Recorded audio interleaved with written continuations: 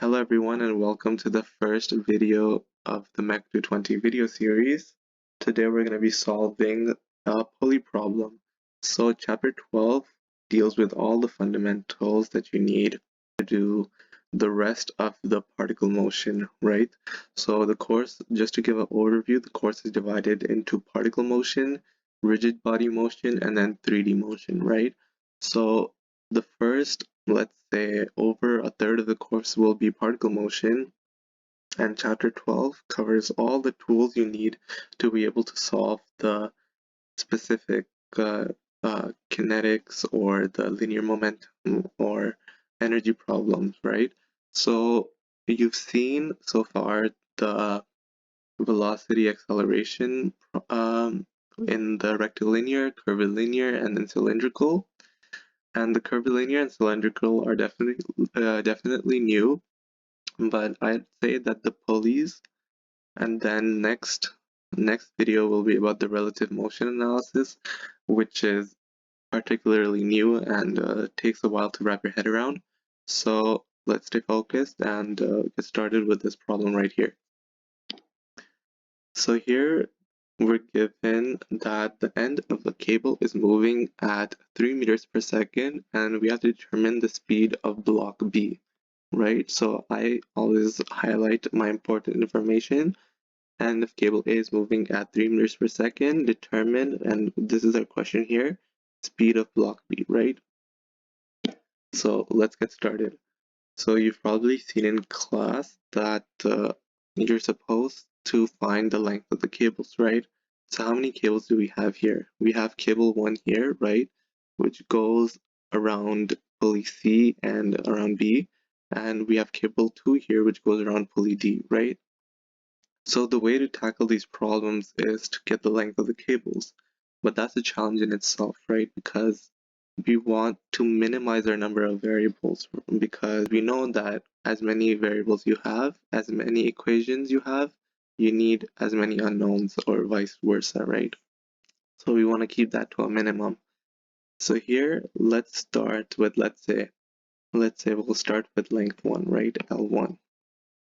L1 here, it has, and we want, the way to approach these problems is you want a fixed point, right? A fixed part that's not moving. We're going to take this here, right? Middle of pulley C.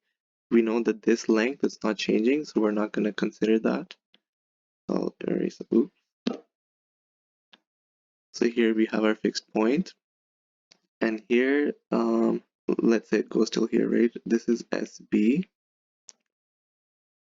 And here it's going to be till the middle there, it's SD, right? So we know our L1 is going to be SD plus 2SB. And we want now L2. So what is L2? So this is whenever you have from what I've noticed, whenever you have the problems that are contained in this type of two-walled place, it's convenient to have a constant called B that's just the whole length of the space you have there. And then again, we want another variable that's changing with time, right? So here, let's say this here is SA. L2 is just gonna be SA minus SD, right? Which is the length above over here. And then we're gonna have B minus SD.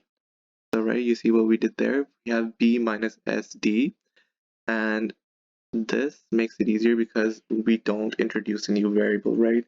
Because since b is a constant, when we derive, we're just going to have 0 as the derivative of b, and SD we've already used. So here we're just going to have two equations with three unknowns, and we're given one of the unknowns. So just giving you a little foreshadowing there. So we know that the derivative of the constants is 0, and our constant here is L1, L2, and B.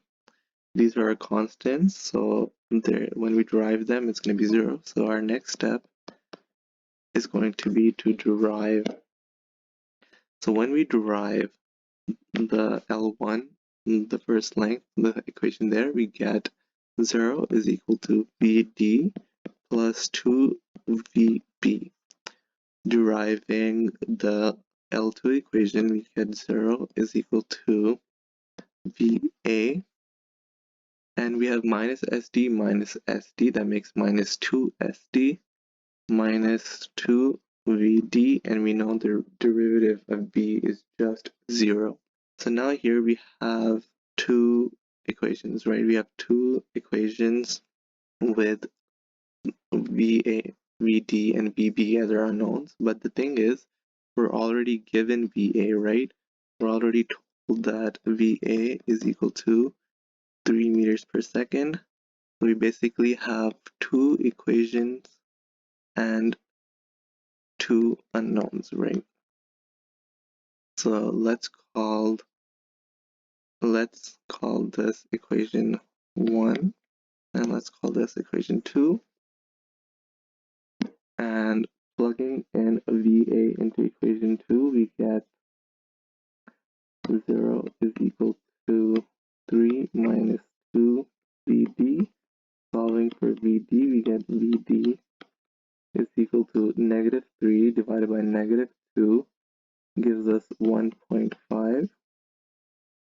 And then plugging in VD here into equation 1, we get 0 is equal to 1.5 plus 2 VB. Solving for VB, we get VB, and remember, VB is what we're looking for, right? VB is equal to negative 1.5 divided by 2, negative 1.5 divided by 2, which is just negative 0.75 meters per second. And let's see why it's negative, right? Negative, we kept SB as positive going to the right, right? So this means that the negative means that it's actually shortening, the length is shortening, so it makes sense. So it's actually VB equals the speed is 0.7 meters per second going to the left. I hope this video helps clarify this concept a bit more and do some more practice problems to fully solidify it. See you in the next one.